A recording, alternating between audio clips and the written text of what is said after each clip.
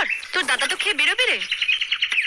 Sorry দিদি, আমি এ বাড়িতে ঝিগিরি করতে আসিনি। তাড়াহুড়ো করলে আমি কিছুই করতে পারবো না। তুই এভাবে কথা বলছিস কেন টিয়া? বাধ্য হই দিদি, সকালবেলা উঠে জুতো সেলাই থেকে চণ্ডীপাঠ সবই তো আমি করি। কি পাগলের মতন বকছিস তুই টিয়া? এখানে আবার আমাদের পরিবার তোর পরিবার কি আছে? সেটা তোমার মনে হতে পারে, কিন্তু আমার নয়।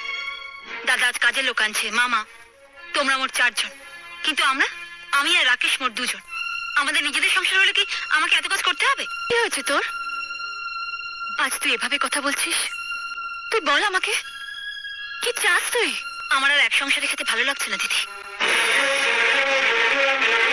আজ আমি একা, কিন্তু ভবিষ্যতে আমার সন্তান হবে, তার জন্য সঞ্চয় চাই। রাকেশ যে রোজগার করে তার পুরোটাই দাদার হাতে তুলে দেয়। একবার ভাবো, আমাদের তো একটা ভবিষ্যৎ আছে।